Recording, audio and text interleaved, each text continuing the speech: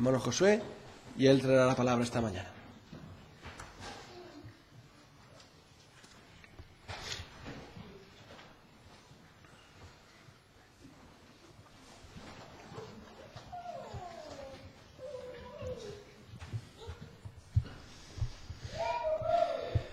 Pues muy buenos días a todos. Y hay un par de cosas antes de empezar con el mensaje. La primera de ellas, muy importante, es que mi corbata está arrugada. ¿Vale? No quiero que te pases el resto del mensaje pensando, ¿qué es lo que le pasa a Josué en su corbata? Y es que tenía el nudo puesto de la vez anterior y se me ha arrugado, ¿vale? Entonces, ya está, ¿vale? Ya no hace falta que estés ahí concentrado pensando, ¿son las sombras de las luces o el micrófono que...? No es eso, ¿vale? Está arrugada y ha sido culpa mía por no deshacer el nudo. Lo siento, lo intentaré no volver a hacerlo. Quería comentar un par de cosas antes de empezar, por eso, un par de cosas que han ocurrido esta semana y que tenemos que estar al tanto de estas cosas. Son cosas que pues quizás has visto, has oído alguna cosa acerca de ellas. La primera de ellas es que finalmente se ha estrenado una película que se llama Noé. Y quizás has visto y has dicho, ¡wow! ¡Épico! Épico es. Pero no es épico conforme a lo que dice la Biblia. Tengo un amigo que fue a verla y pues se quedó pasmado. Y yo dije, pues claro, ¿qué quieres, no? Y el problema fundamental es el hecho de que simplemente se está tratando como una historia más, como si fuera, por así decirlo, una historia de fantasía. Y cogen esa historia, que nosotros sabemos que es cierta, y hacen lo que les dé la gana. Es como si cogieras pues La Bella Durmiente, por así decirlo, y adaptas lo que a ti te parece. Y eso es lo que precisamente el director ha dicho. Ha dicho que es una película que abiertamente no es bíblica. El director lo ha dicho. O sea que si el director lo ha dicho, ¿por qué nos tenemos que sorprender nosotros como cristianos? Pero aún más allá, tenemos que animar a personas que no la vean. Porque cualquier cosa que nosotros hacemos para ir a verlo, aunque sea para verlo, para criticarlo, hay otras personas que ya lo han hecho esto. Entonces, es mejor simplemente abstenernos, ¿vale? Hacer lo que queráis, pero mi recomendación es simplemente no hace falta llenar nuestras cabezas con estas cosas, ¿vale? Porque es que son tonterías. Al fin y al cabo, realmente es eso. La segunda cosa, que también me resultó muy curiosa, porque siempre se nos habla acerca de la libertad, ¿verdad? La libertad de escoger, la libertad de... Todo el mundo somos muy libres y somos muy abiertos y todo esto, ¿no? Pues resultó curioso porque hay una empresa que escogieron un nuevo, ¿cómo se llama? CEO, o ¿cómo se llama en castellano? Un CEO, un director ejecutivo. Escogieron un director ejecutivo pues hace un mes o así y todo parecía ir bien hasta que se reveló que en el 2009, creo que era, el 2009-2010, había hecho una aportación a un grupo que apoyan las familias tradicionales. O sea, un hombre y una mujer. Y tan pronto como se supo esa noticia, las redes sociales, los diarios, ha habido una cantidad de palabras en contra de este hombre que al final ha dimitido. Ha dimitido por toda la presión que había en contra de él por haber hecho una aportación relativamente pequeña, porque lo estaban llamando básicamente homófobo. Y esto pues nos puede sorprender, ¿no? Nos puede decir, oye, pues qué mal, ¿no? Pues no puedes escoger. Pues es que precisamente ahí es donde vamos, que no podemos escoger. Que toda la sociedad, todo lo que estamos viviendo hoy en día, está dirigiéndose para que solamente pueda ser lo que algunos puedan escoger. Y estas cosas no nos deben sorprender. Más aún, cosas más aún vendrán a medida que vayan pasando el tiempo. Y hay cosas que van a ir saliendo. Y este año mismo vamos a ver resurgir también en más películas que tratan de historias de la Biblia, por ejemplo. ¿Y qué es lo que están haciendo? Están simplemente rebajando lo sobrenatural de la Biblia, lo increíblemente cierto que es, para hacerlo simplemente algo banal y algo normal y natural, que no lo es. Bueno, eso solamente es algo que quería comentaros, ¿vale? Que había experimentado esta semana y os lo quería transmitir también. Pero volvemos al capítulo 7 de Romanos.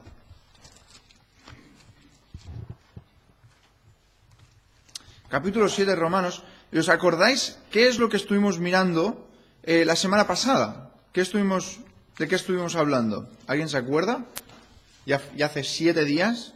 Lo más seguro no te acuerdas qué desayunaste ayer, pero ¿de qué estuvimos hablando?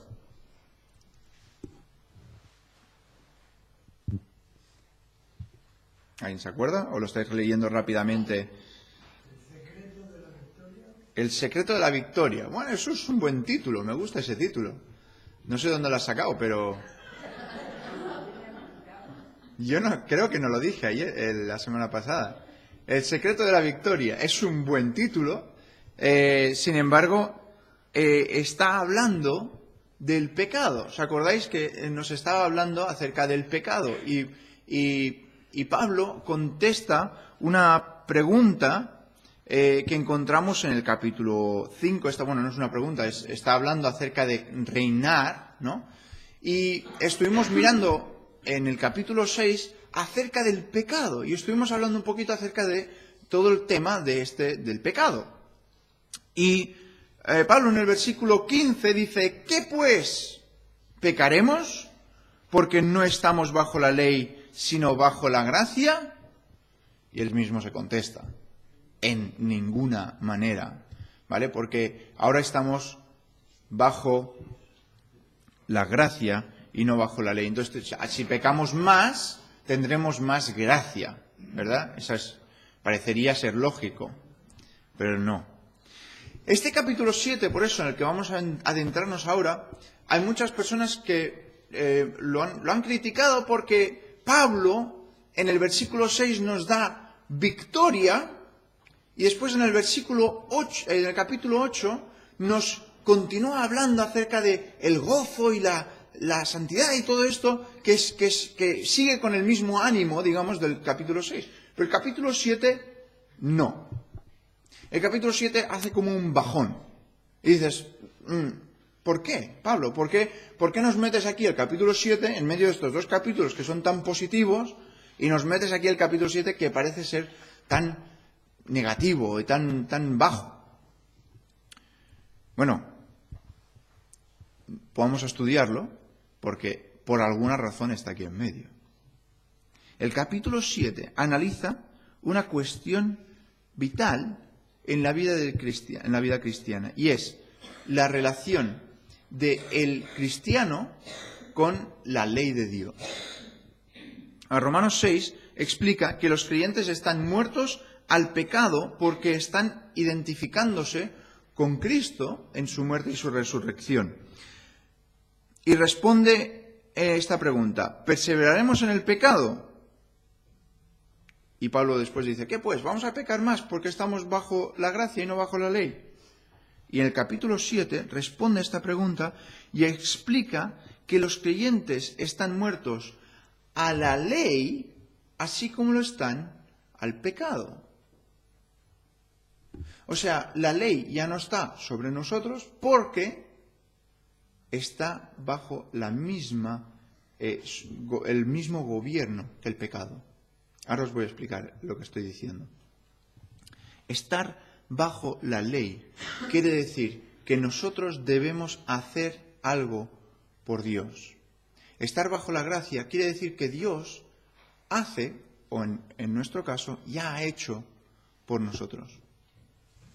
Demasiados cristianos están agobiados por reglas, por formas de pensar, por tradiciones incluso pueden ser, y buenas resoluciones, sin darse cuenta que es imposible hallar santidad mediante sus propios esfuerzos.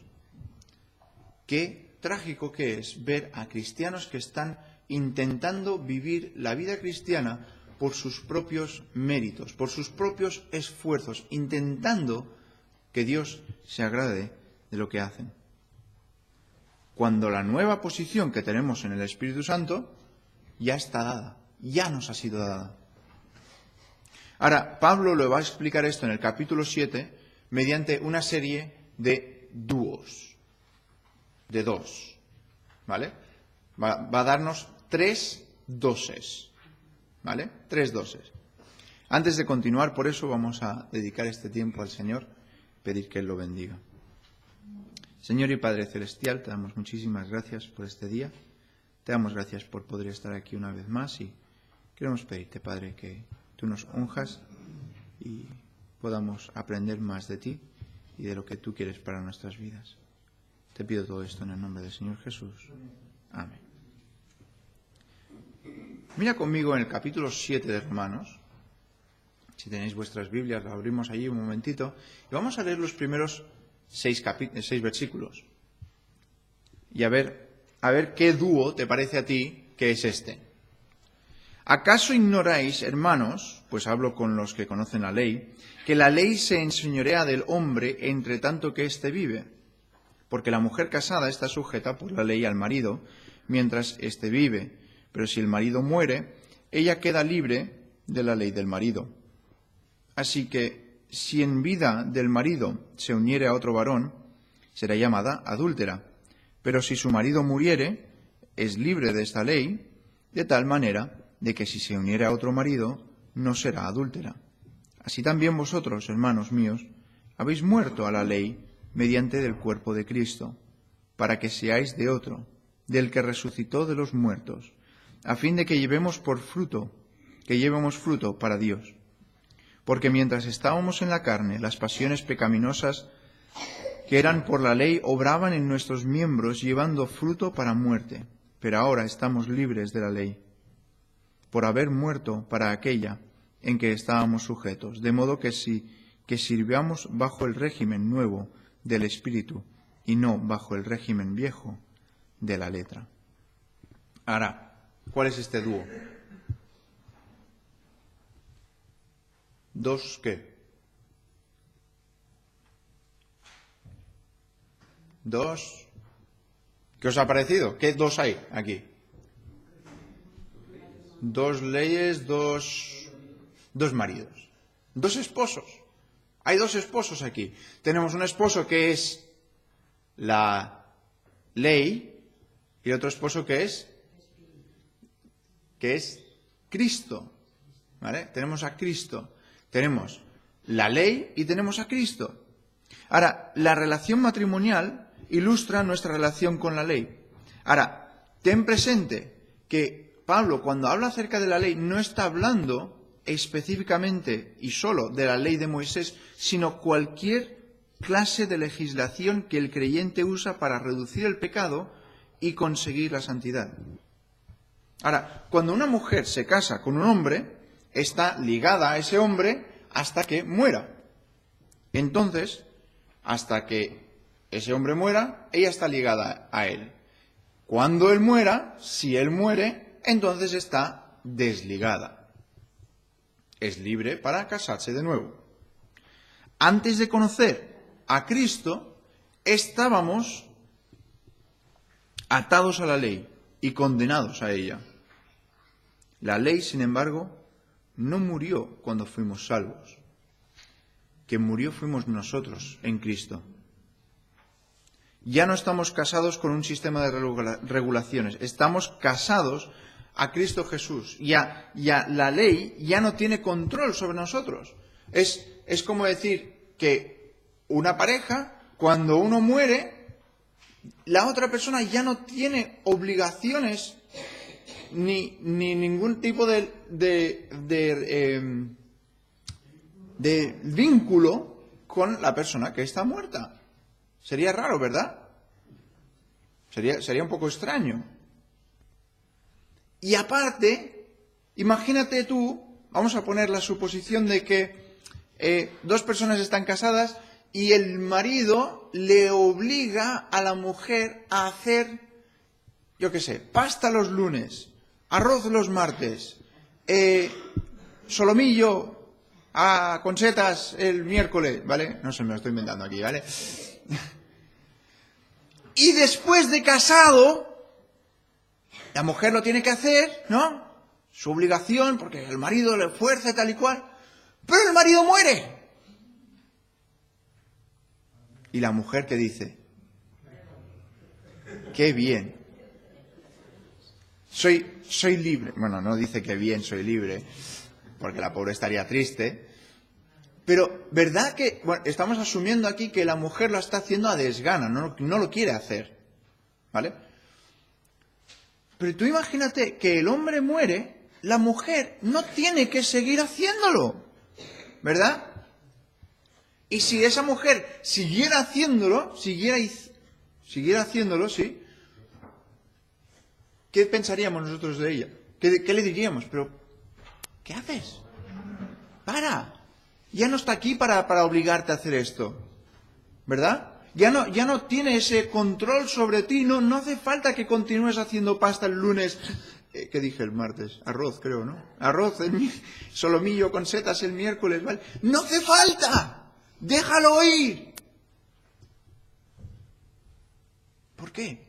Porque ahora puedes disfrutar, puedes hacer lo que quieras, entre comillas. Ahora voy a explicar entre comillas. ¿Por qué? Porque la Biblia nos habla de que, sí, es verdad, estamos muertos para la ley, pero tenemos otro esposo. Tenemos otro esposo.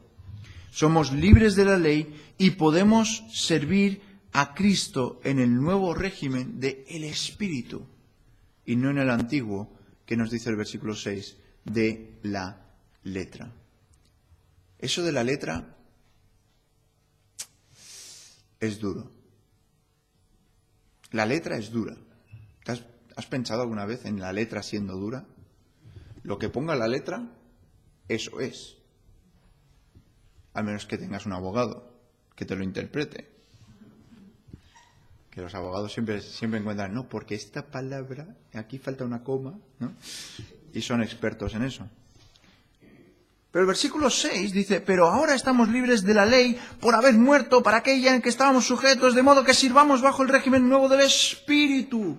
Libertad absoluta.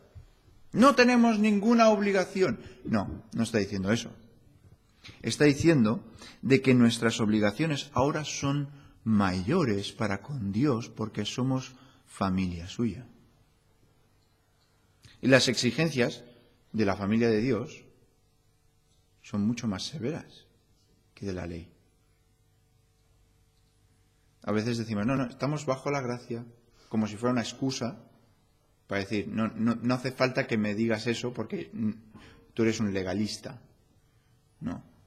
La ley o el ser legalista solamente se puede aplicar, decir eso, cuando estás intentando hacer algo para agradar a Dios mediante esa acción. No quiere decir que no puedas tener normas, que no puedas tener cosas que tú quieras hacer por Dios, o cosas que Dios ha puesto en su palabra que no son correctas. Por ejemplo, te voy a dar un ejemplo. El Sermón del Monte, por ejemplo, va más allá de simplemente cosas externas. Mira el corazón, mira lo de dentro. La ley de Moisés decretaba que los homicidas eran culpables, todos estamos de acuerdo. Pero Jesús dijo que el odio equivalía al homicidio. O sea, es mucho más exigente. Pero tenemos una diferencia, no solamente en esposos, pero ves conmigo un segundito, en Romanos 7:6, dice, pero ahora estamos libres de la ley por haber muerto para aquella en que estábamos sujetos, de modo que sirvamos bajo el régimen nuevo del Espíritu. Del Espíritu.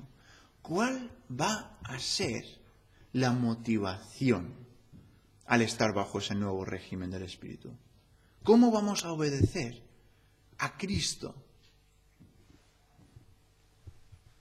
No obedecemos mecánicamente un conjunto de reglas, sino que es con amor. Es del corazón que obedecemos al Espíritu de Dios, que cumple y completa la justicia de Dios en nosotros. Un pianista que está empezando puede tocar una canción y él mira las notas y él toca esa canción tal cual está escrita. Os iba a dar un ejemplo, pero no lo voy a hacer, ¿vale? Pero tal cual está escrita. Y lo toca. Y está. Y la toca y mecánicamente es exactamente lo que pone la partitura. Pero el pianista está sufriendo. ¿Sí? No sé cuántos de vosotros habéis tocado algún instrumento alguna vez. Está sufriendo porque está tan atareado de no equivocarse, porque esa nota está ahí y está intentando poner el dedo correcto en la nota que tiene que ser. Y está sufriendo más que disfrutando. Ahora, cuando ese pianista coge esa pieza y la aprende bien, es la misma pieza, pero la disfruta, porque ya se ha ejercitado en ella. Y ahora tiene más experiencia. Ahora, la ley, el hecho de que no estemos bajo la ley no quiere decir, libertad, puedo hacer lo que me dé la gana. No, ahora vas a obedecer a la ley de Dios a través de su Espíritu, que es más severa, pero lo vas a hacer completamente diferente. Vas a incluso poder disfrutarlo. Tú dices, ¿cómo que voy a poder disfrutar? Vas a disfrutarlo. Al igual que si esa mujer se casara con otro hombre que le dijera, ¿sabes qué? Me gustaría probar algo diferente cada día, pero tú mismo. ¿Cómo que yo misma? Sí, porque Cristo también nos da libertad. Porque Él no quiere que seamos autómatas. Él no quiere que seamos máquinas, que todos seamos exactamente iguales. Y hay cosas en las que un hermano va a hacer una cosa de una forma y tú vas a hacer algo un pelín diferente. ¿Y sabes qué? Dios quiere que nos sigamos amando. Y Dios quiere que nos sigamos entendiendo y hablando.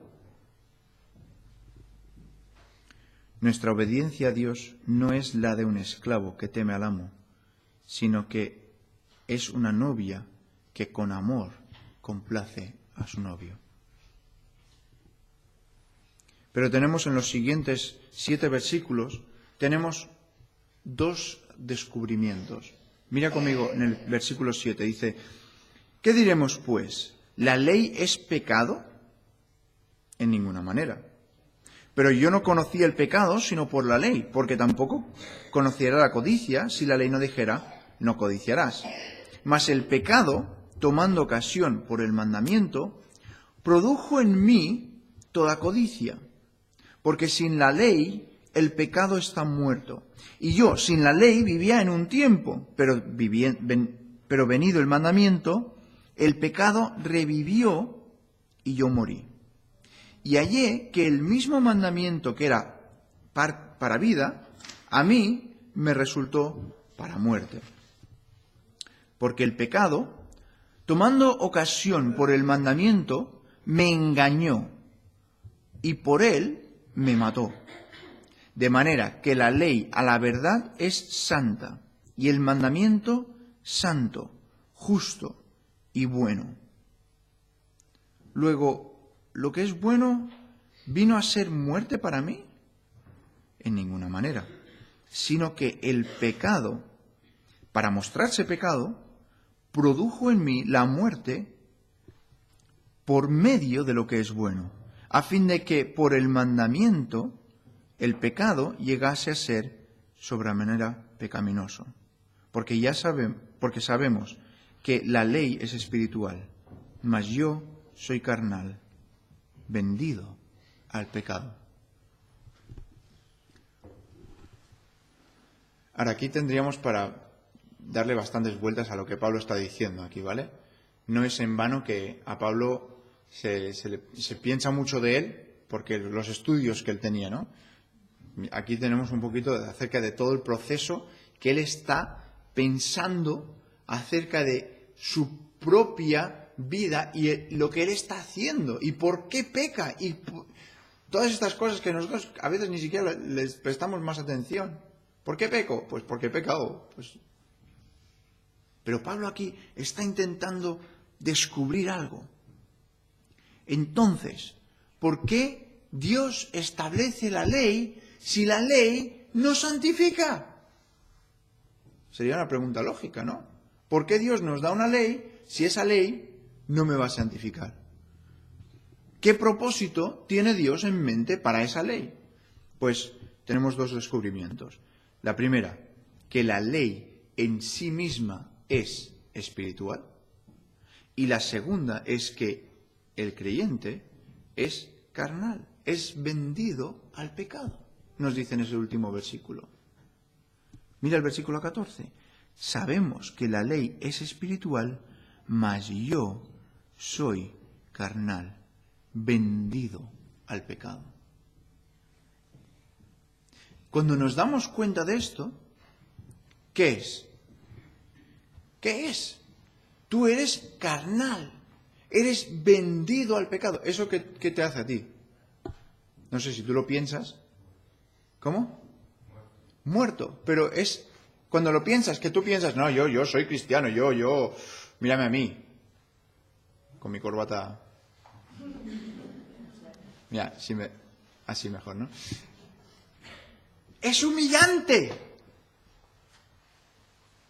Es humillante. Imagínate el fariseo que tan alto se creía. Y Pablo, que era uno de estos hombres, fariseo de los más para arriba. Que él dijera, que él pudiera, se le ocurriera escribir que él era carnal, vendido al pecado.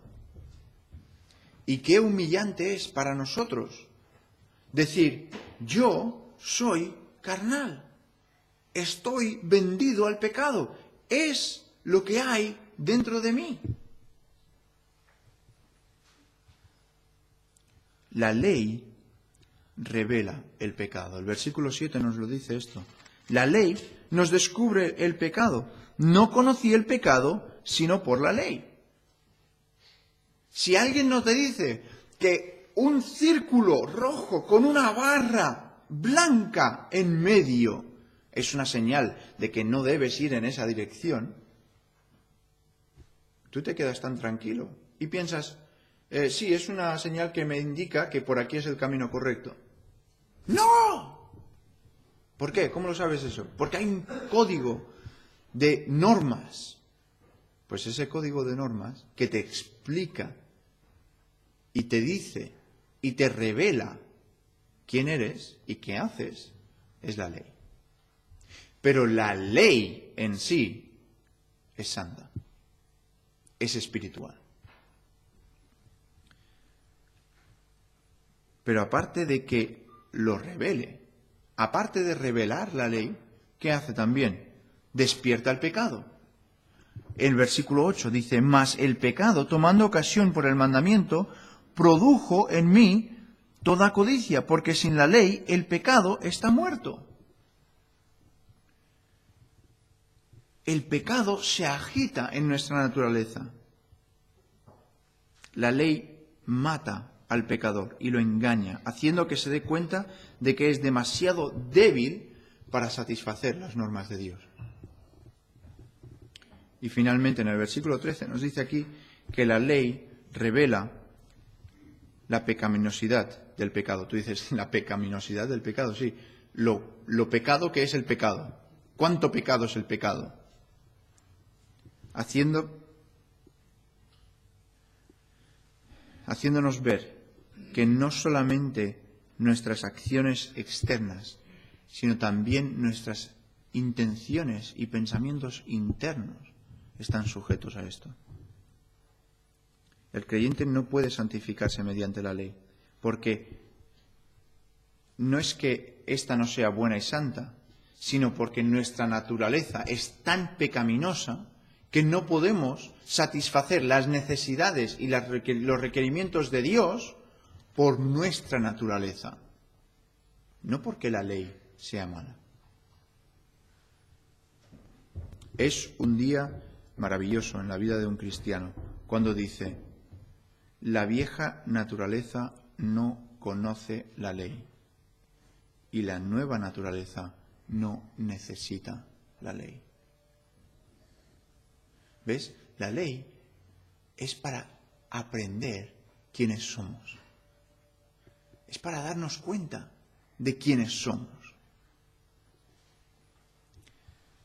Pero después tenemos en los últimos versículos aquí, los últimos 10 versículos, tenemos dos principios. Dos principios. Yo estoy utilizando la palabra principio como ley. ¿De acuerdo? Vamos a leerlo. Dice el versículo 15: porque lo que hago, no entiendo. Estos versículos son, a veces a los jóvenes nos gusta, o les gusta decirlo, ¿no? Lo que hago, no sé por qué lo hago, porque no lo entiendo, porque lo que quiero no lo hago, y lo que nos gustan estos versículos porque nos da un sentido de ambigüedad, ¿no? Y de decir, lo he hecho pero no sé por qué. Vamos a ver qué es lo que dice Pablo aquí. Dice, versículo 15, porque lo que hago no lo entiendo, pues no hago lo que quiero, sino lo que aborrezco, eso hago. Y si lo que no quiero, eso hago, apruebo que la ley es buena. De manera que ya no soy yo quien hace aquello, sino el pecado que mora en mí. Y yo sé que en mí, esto es, en mi carne, no mora el bien, porque el querer el bien está en mí, pero no el hacerlo. Esto es importante.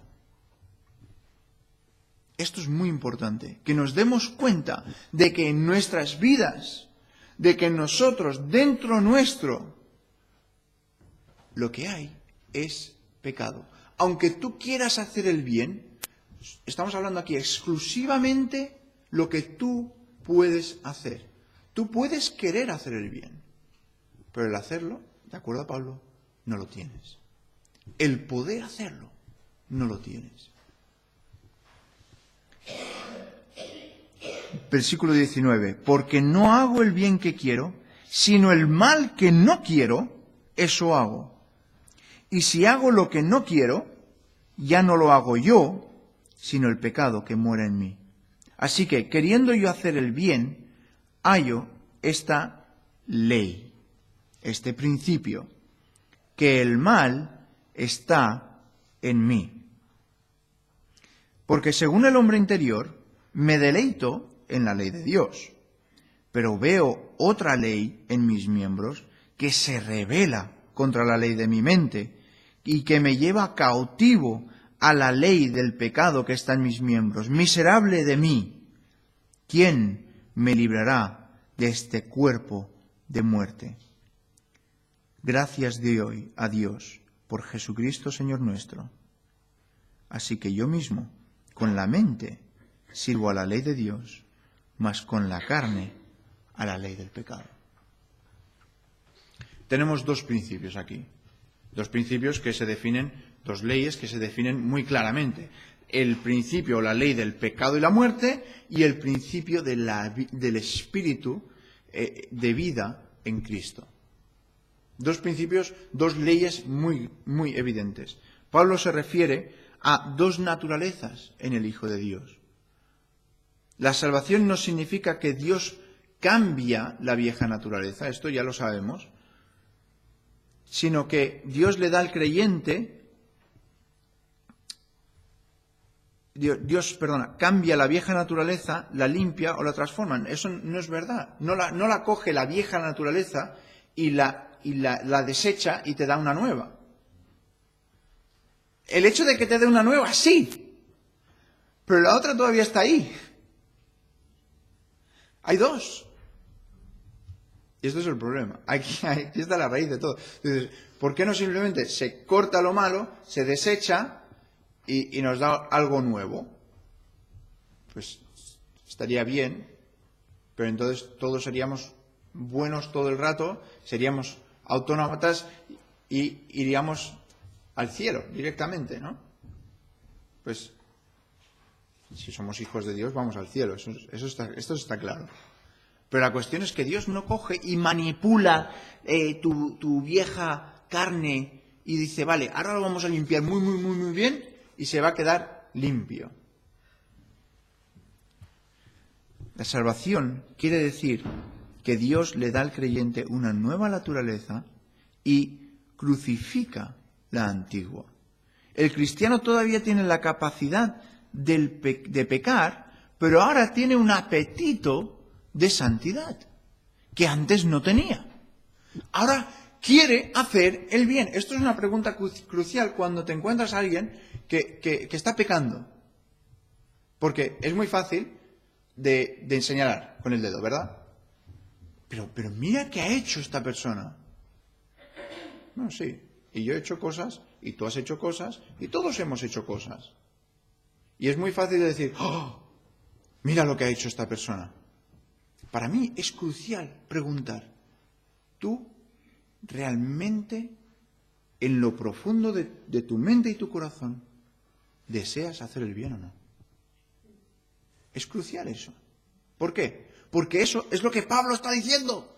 Está diciendo, con mi mente estoy intentando servir a Dios y mi cuerpo no me deja.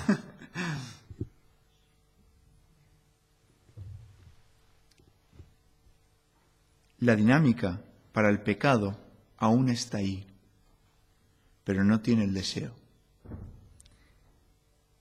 La ley del pecado y de la muerte es simplemente la operación de la vieja naturaleza, de modo que cuando el creyente quiere hacer lo bueno, el mal está presente. Incluso, mira el versículo 21, así que queriendo yo hacer el bien, hallo esta ley, que el mal está en mí. Incluso cuando hago las cosas buenas, el mal está allí. Aquí es donde podemos ver la diferencia entre la victoria del capítulo 6 y la del capítulo 7. En el capítulo 6, el creyente gana la victoria sobre las cosas malas de la carne. O sea, deja de hacer deliberadamente el mal. Es apartarte. Pero en el capítulo 7, triunfa sobre las cosas buenas que la carne haría en la obediencia a la ley. Las cosas buenas que tú puedes pensar, no, es que yo hago esto. Eso es muy bueno, ya lo sé. Qué bien. Pero, ¿cómo lo estás haciendo? ¿Por qué lo estás haciendo? ¿En qué espíritu lo estás haciendo? Hay muchas personas que tú les preguntas, ¿eres cristiano? Voy a la iglesia. Te he preguntado, ¿eres cristiano? Y la otra persona te contesta, sí, yo voy a la iglesia. No te he preguntado si vas a la iglesia, te he preguntado si eres cristiano. ¿Veis aquí el problema? ¿O no? ¿Qué está haciendo esta persona? Está equiparando ir a la iglesia con ser cristiano. Ahora es bueno que vayas a la iglesia, ¿verdad? ¿Sí o no? Estáis aquí, sé que será bueno, ¿verdad? Es bueno dar el diezmo, es bueno ser honesto, es bueno. Todas las cosas que humanamente podríamos decir estamos haciendo el bien, sin embargo, ¿qué dice? El mal está presente. Dios no acepta la carne, porque en nuestra carne no hay nada bueno. La carne, Juan nos dice, para nada aprovecha. Sin embargo, ¿cuántos cristianos establecen leyes para sus vidas y tratan de disciplinar la carne para que obedezca, cuando Dios simplemente dice, los designios de la carne no se sujetan a la ley de Dios, ni tampoco pueden? Capítulo 8, versículo 7. La ley del Espíritu de vida en Cristo Jesús contrarresta la ley del pecado y de la muerte. No es al someternos a leyes externas que crecemos en santidad y servimos a Dios aceptablemente, sino al someternos al Espíritu de Dios que mora en nosotros. Esta ley se elabora más en el capítulo 8, en los primeros 17 versículos. No podemos cumplir la justicia de la ley con nuestros propios esfuerzos. El Espíritu cumple eso en nosotros. es el hecho de pensar,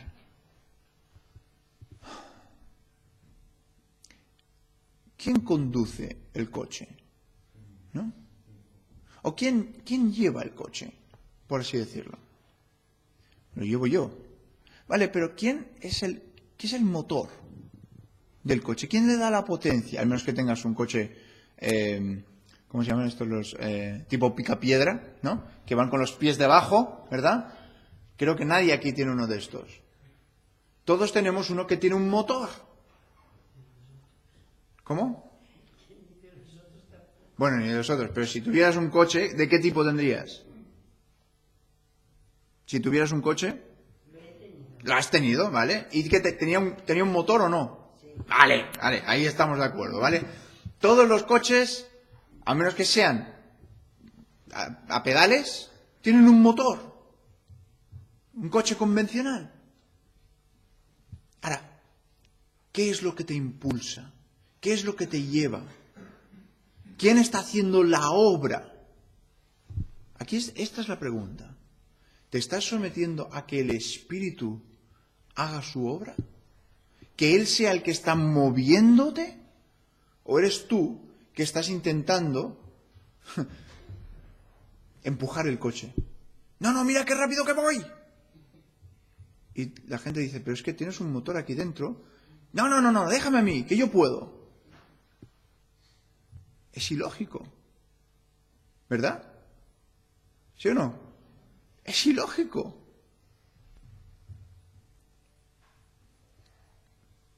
¿Cuál es la aplicación práctica de todo esto? Y con esto acabamos. Simplemente esto. En nuestra nueva posición delante de Dios, como muertos a la ley, no se espera que obedezcamos a Dios mediante nuestras propias fuerzas. Dios no lo espera de ti. Dios no quiere que tú digas, mira lo que yo puedo hacer. Él no te lo pide eso. Dios no nos ha esclavizado bajo una ley cristiana que debamos obedecer para ser santos. Más bien, nos ha dado a su Espíritu Santo que nos capacita para cumplir las exigencias aún más difíciles de la santidad de Dios. No eres tú, sino es el Espíritu de Dios que mora en ti. Los cristianos pueden tener la victoria del capítulo 6, que estuvimos hablando, y dejar de estar bajo la esclavitud del pecado de la carne. Pero hay más que esto en la vida cristiana, en la vida espiritual. ¿No deberíamos producir fruto para Dios? Obviamente. Pero desde el momento en que empezamos a obrar con nuestras fuerzas, descubrimos que nosotros somos un fracaso. Y es triste decirlo, pero muchos cristianos bien intencionados se detienen ahí mismo. Soy un fracaso, no lo puedo hacer, no conseguiré esto en mi vida espiritual, no puedo llegar a lo que Dios me está pidiendo. Pero tenemos que aceptar las verdades de Romanos capítulo 7, que hemos visto hoy, que en realidad somos un fracaso. Pablo está diciendo, mírame. Y que Pablo, a mí es que esto cuando lo leí, te cuesta incluso entender cómo Pablo lo escribía esto.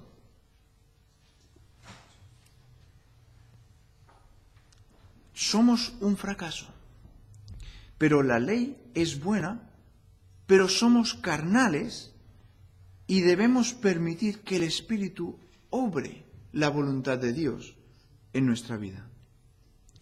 Que Dios nos capacite, como en el capítulo 6, que nos capacite a considerarnos muertos al pecado. ¿Os acordáis de eso, no? A considerarnos muertos al pecado y a la ley, para que podamos, por medio del Espíritu, disfrutar de la plena libertad de los hijos de Dios y glorificar a Dios viviendo en santidad.